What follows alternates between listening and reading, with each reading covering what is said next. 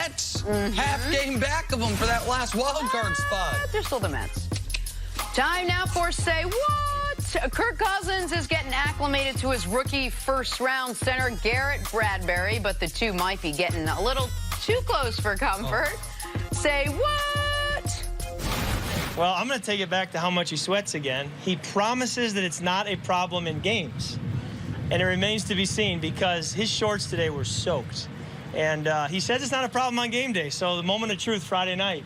But apparently, you know, when they keep those domes air-conditioned and you get a break on the bench and you can sit with the cooling fans, I'm hoping that really helps. So that's a big thing I'm going to take away from Friday night is how tough was it to grip the ball after he snaps it to me.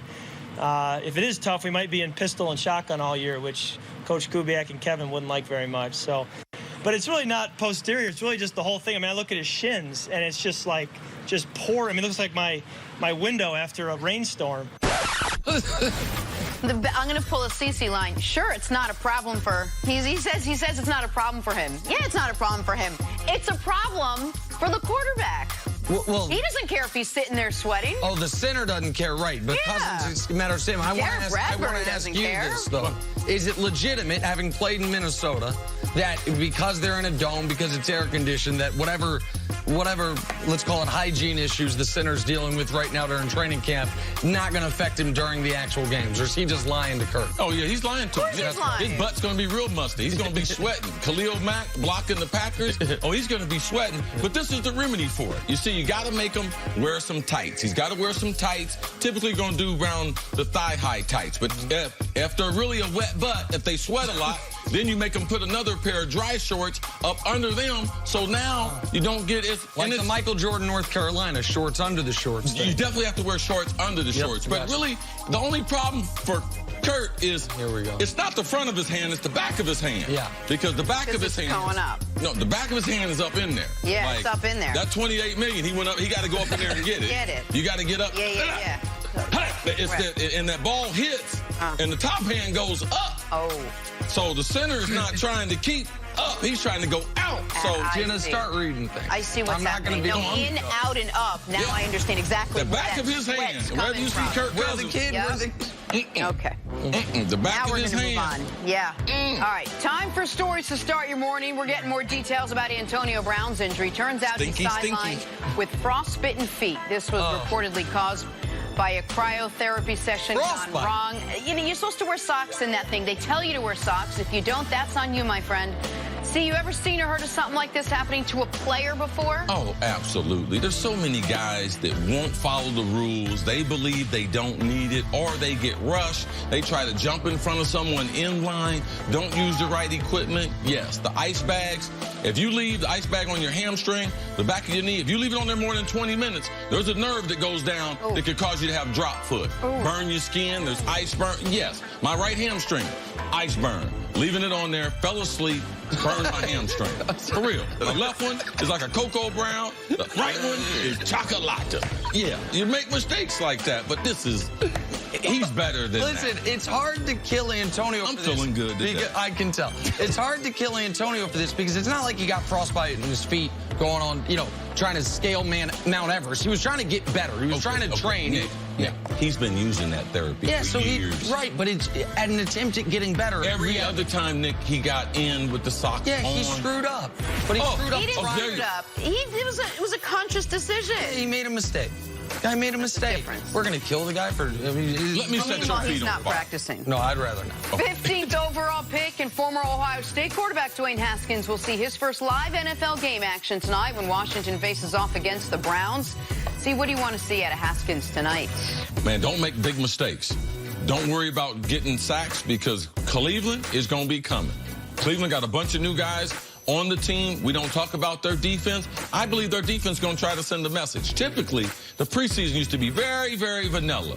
But in the last 3 to 5 years, all these coaches are trying to impress people, and we see more blitzes. We see more rare coverages now in the preseason than we ever did before. So for a rookie quarterback, it is more of a challenge than we're used to our rookie quarterbacks facing, Nick. And listen, week 1 of the preseason, it's exciting because football's actually starting, but it's not really that interesting of football, except for teams that have a quarterback battle or just drafted a quarterback. And this team, it's both. They drafted Haskins, and they have a battle because they have your guy, Case Keenum. So I'm really interested in how well he plays this preseason. We know he'll start at some point this year. Can he play well enough to where he starts week 1? Second-year Jets quarterback Sam Darnold made waves yesterday by declining to take part in a birthday message for Tom Brady, one that other players did participate in.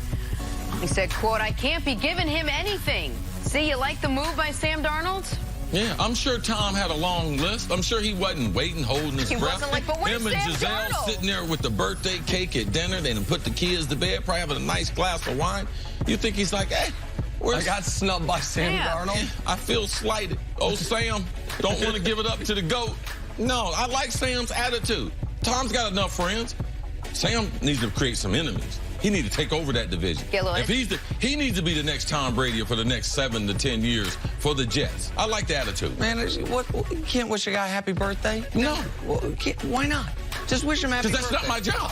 Oh, great. I know it's not his job. It doesn't help the patch. It's a little soft, man. It's a little soft? Yeah, I don't want them guys wishing me no happy birthday. I got a lot of friends, Troy and them. Don't call me on my birthday. Don't call me. What are you talking about? I'm saying that if I want some birthday wishes, I don't want it coming from I don't want it. You want it coming from a bunch of guys. From guys that you go against? Okay. No. All right. No, if you guys happen to have some celebrity singers, rappers crazy, and stuff like that, singers and rappers. Actresses that want to holler at me, they want to make a video to your boy, I'm available. You are out of your mind today. On to the Cowboys.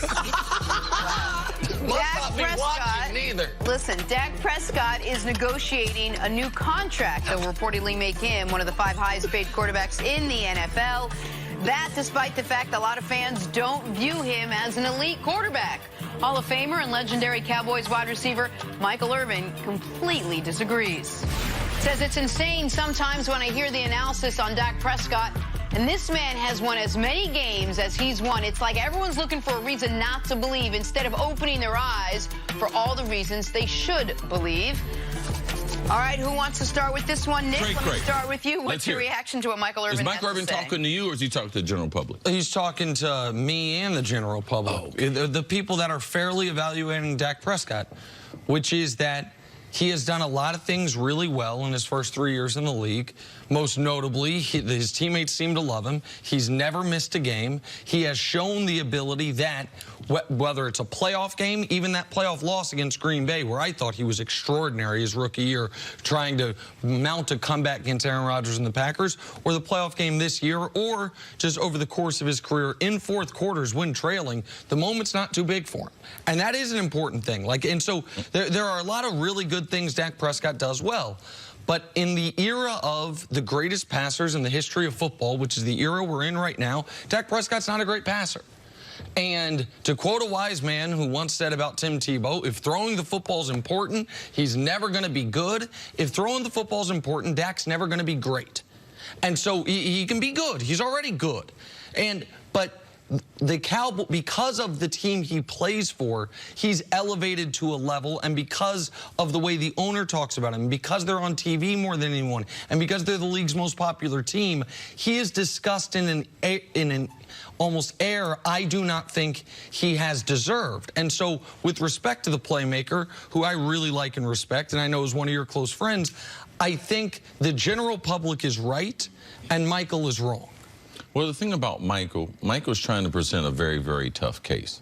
I think with Dak, we have to slow down and look at some of the things that you mentioned. Because to me, being able to perform, there's so many players that have the talent. And I was talking to a couple of my buddies who I grew up with, and we were talking about some of the things that make me different than some of the other guys who grew up. And we went to college together, played ball, so they were really good athletes. But they said, Chris, man, when it's time to play, man, you are about it and have always been about it. And Dak, to be able to put that star on his helmet, coming in as a backup, 4th rounder from Mississippi State, and to see how he was thrust into the limelight, forced Tony Romo into retirement, and has not looked back. The one thing that I know that even with my skill level, as long as I've watched football, as many quarterbacks I've worked with, as many quarterbacks I've talked to, I don't think it's fair for anyone right now to say that Dak Prescott, at 25 years old, will never be an elite thrower of the football. Will never be an elite thrower of the football. At Drew Brees, at this age, Prescott really going to project to be, and who has he been so far on what I would consider a good supporting cast around? I've seen Andy Dalton's career. He also was never going to be the reasons you won football games. And so, and Andy Dalton was doing that, by the way, with the football, but he's got all the other intangibles. How much better can he get at that? Can he turn himself into a great elite? Is not an elite level. Him being able to fit a ball into a tight spot, it's not an elite level. He plays the quarterback. Well, one thing about Dak, it's not that he's a bad thrower of the football, all right? It's just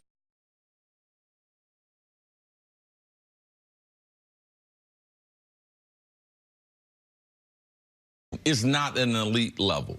Him being able to fit a ball into a tight spot, it's not an elite level. He plays the quarterback some better looks. So hearing stuff coming out of their training camp, they're trying to do some things as far as motion to build set Dak up for you could get comfortable with, and the better people you put around them. I believe in this new offense that they're going to run. I believe it's not going to get any better than that. And then ultimately, I just kept getting better and better and better. I do believe Dak has that type of talent. I don't believe that he has a limit from a throwing game standpoint. He hasn't been real accurate on his deep passes. I do believe that they'll support him, and they'll be better at that this year because that will be the point of emphasis for the Cowboys and their coaching staff this offseason. And but it's totally different adapting to the pro game. It's like running in mud and running on a grass track. Yeah, the horse knows how to run, but you need to be able to adapt to be like, what is the best style for me? And I'm playing a team sport. When are they going to put all these other things around?